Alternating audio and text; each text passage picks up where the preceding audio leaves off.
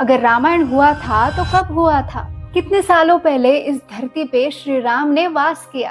तो चलो exact date calculate करते हैं। और हाँ, मैं आपको इलॉजिकल से प्रूफ देके कोई भी एक रैंडम डेट नहीं बताऊंगी। हम वाल्मीकि रामायण में जो भी एस्ट्रोनॉमिकल प्रूफ्स है उनकी मदद से हम श्री राम जन्म, श्री राम सीता माता विवाह, श्री राम रावण युद्ध के exact solid evidence based date calculate करेंगे। वीडियो को एंड तक देखिए क्योंकि आपके रोंगटे खड़े होने वाले हैं। देखिए, वाल्मीकि जी ने रामायण में जब भी कोई घटना के बारे में बताया है तब उन्होंने एस्ट्रोनॉमिकल ऑब्जर्वेशंस भी बताए हैं, जैसे कि नक्षत्र, महीना, ग्रहों की पोजीशन, इस सब के बारे में बताया है। ऐसे एक नहीं, 600 से भी अधिक खगोल शास्त्रीय रेफरेंसेस वाल्मीकि रामायण में है। हमें बस इस सबूत का इस्तेमाल करके एस्ट्रोनॉमी सिमुलेटर में डालना है और ये देखना है कि जो भी आकाश की स्थिति वाल्मीकि जी ने बताई है वो स्थिति पहले कब थी। चलो फिर, शुभ काम में देरी क्यों।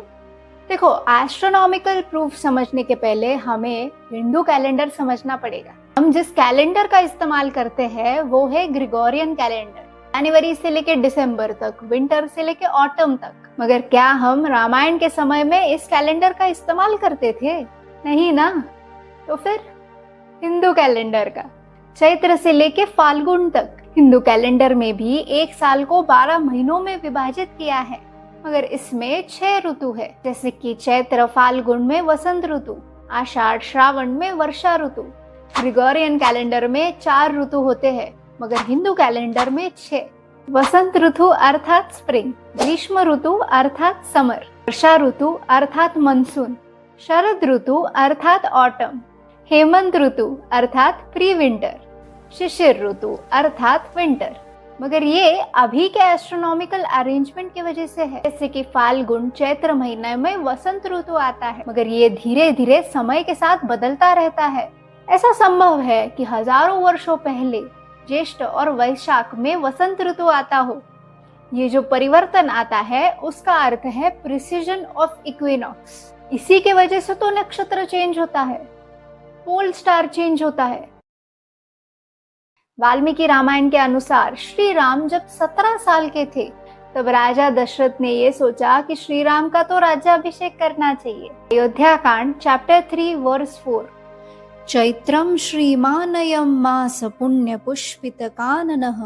दशरथ बताते हैं कि इस समय चैत्र का महीना चल रहा है और चारों तरफ फूल खिल रहे हैं। आज के समय में चैत्र का महीना वसंत ऋतु में आता है। ये पिछले 4000 साल से यही चलता आ रहा है। मगर हमें तो पता है ना कि रामायण महाभारत से भी पहले हुई थी और महाभारत ही 7000 साल पहले हुई है। इस बात का प्रूफ मैं अगले वीडियो में करूंगी। तो पॉइंट ऐसा है कि चैत्र महीने में वसंत ऋतु तो नहीं आती, तो फिर कौन सा ऋतु? ऐसा कौन सा ऋतु है जब हरियाली होती है, फूल खिलते हैं, पूरे आकाश में मेघ छाते हैं, मयूर नृत्य करते हैं? अरे ये तो शरद है। तो हजारों सालों पहले ये कब हुआ था? जब शरद ऋतु चैत्र महीने में आया था। एस्ट्रोनॉमिकल कैलकुलेशंस के अनुसार ये 10,000 BC से 15,000 BC तक हुआ था, जब चैत्र का महीना शरद ऋतु में आता था। मुख्यतः इन 4500 सालों में ही रामायण हुआ था। मगर कब?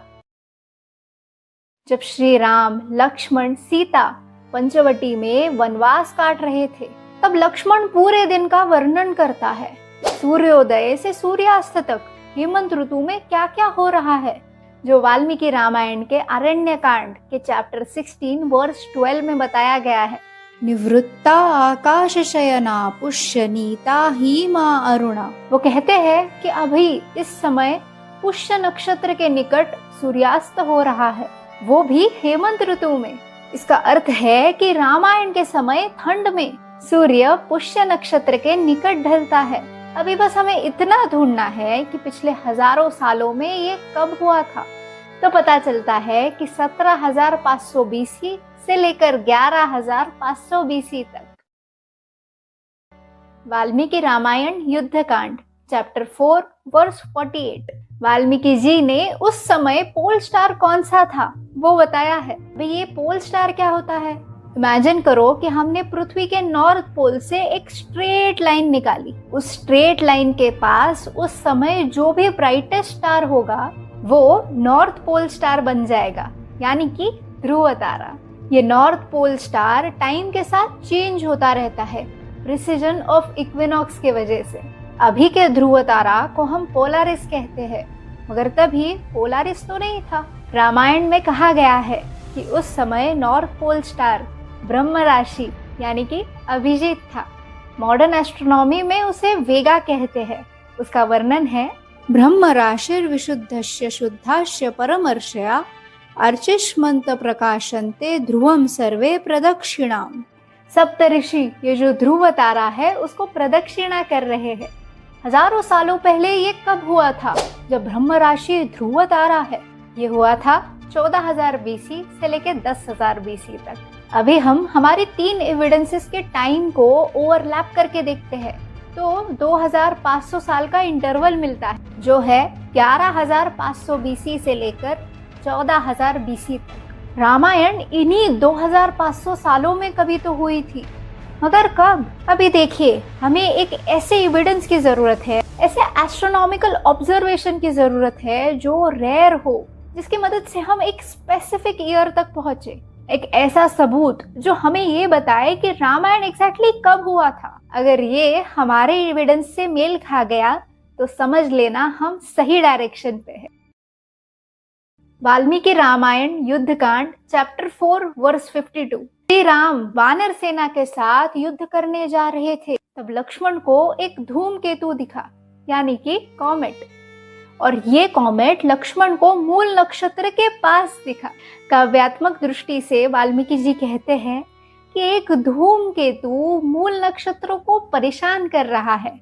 अभी बस हमें ये देखना है कि क्या 11,500 बीसी से लेकर 14,000 बीसी तक हमें मूल नक्षत्र के पास कोई धूमकेतु दिखा है। एस्ट्रोनॉमी सिमुलेटर के अनुसार एक कॉमेट जिसका नाम है 2P/ENCKE धरती के पास से गुजरते हुए भारत से देखने पर मूल नक्षत्र के पास दिखाई दिया था। बिंगो, मतलब रामायण की हमारी ये प्रेडिक्शन तो 100% करेक्ट है। वॉयेजर सिमुलेटर के अनुसार ये कॉमेट 2P/ENCKE धरती से देखने पर मूल नक्षत्र के पास ही दिखाई दिया था, मगर कब? 9 to 10 सितंबर 12,209 बीसी में। दिलचस्प बात तो ये है कि ये साल हमारे प्रेडिक्टेड 2500 ईयर्स में ही आता है। और बस इतना ही नहीं, वाल्मीकि रामायण में 24,000 श्लोक है, जिसमें 600 श्लोक एस्ट्रोनॉमिकल ऑब्जर्वेशन है। ये 600 साक्ष्य 12,209 बीसी को सपोर्ट करता है। इसीलिए मैं कॉन्फिडेंस से कह सकती हूँ कि 12,209 बीसी छोड़ के कोई डेट हो ही नहीं सकती। रामायण युद्ध आज से 14,233 ईयर्स पहले 12,209 बीसी को हुआ था। मगर फिर भी क्या गारंटी कि ये डेट सही है? देखिए, अगर ये डेट सही है तो साइंस के अनुसार कोई कोरोबोरेटिंग एविडेंस तो होना चाहिए। तो ठीक है, वो भी देती हूँ। एविडेंस 1 से हमें पता चलता है कि श्री राम का राज्याभिषेक चैत्र महीने के शरद ऋतु में हुआ था। हमें ये भी पता है कि श्री राम का राज्याभिषेक श्री राम के जन्म दिवस पर रखा गया था। इसका मतलब हम ये कह सकते हैं कि श्री राम का जन्म शरद ऋतु के चैत्र महीने में हुआ था। अब ये समझो, श्री राम के जन्म के लिए राजा दशरथ ने पुत्र कामेष्टि यज्ञ किया था। रामायण के बाल कांड चैप्टर 18 वर्स 8 में लिखा है, ये जो यज्ञ था वो शरद ऋतु में खत्म हुआ था। उसके 6 ऋतु के बाद, मतलब 1 साल के बाद, श्री राम और उनके भाई पैदा हुए, मतलब वो शरद ऋतु में पैदा हुए। हमारे कैलकुलेशन से भी श्री राम का जन्म शरद ऋतु में हुआ था। और रामायण में भी बताया गया है कि पुत्र कामेष्टि यज्ञ के 1 साल के बाद श्री राम का जन्म हुआ था, जो हुआ था शरद ऋतु में। ये था हमारा कोरोबोरेटिंग एविडेंस 1। श्री राम ने सुग्रीव को वचन दिया था कि वो बाली को मारने के लिए उनकी मदद करेंगे। सुग्रीव और बाली की लड़ाई हमारे हिसाब से 21 सितंबर 12,210 बीसी को हुई थी। अभी वाल्मीकि जी किष्किंधा कांड चैप्टर 12 श्लोक 16 में सुग्रीव और बाली की लड़ाई के बारे में बताते हैं कि उस समय मानो मर्क्यूरी और मार्स आकाश में एक दूसरे से लड़ रहे हो। ये एक बहुत बेहतरीन एस्ट्रोनॉमिकल ऑब्जर्वेशन है जो बताता है कि जब सुग्रीव बाली से लड़ रहा था तो आकाश में मर्क्यूरी और मार्स साथ में थे। अगर हमारा प्रिडिक्शन सही है तो जाहिर सी बात है 21 सितंबर 12,200 BC को किष्किंधा के आसमान से मार्स और मर्क्यूरी साथ दिखने चाहिए, और अगर नहीं तो पता चल जाएगा कि कुछ तो गड़बड़ है। एस्ट्रोनॉमी सिमुलेटर के अनुसार 21 सितंबर 12,210 BC को मर्क्यूरी और मार्स आसमान में एकदम बाजू बाजू में थे। बस इतना ही नहीं, मैं आपको 1 घंटे भर के कोरॉबरेशन के प्रूफ दे सकती हूँ, मगर मुझे लगता है इतना काफी है।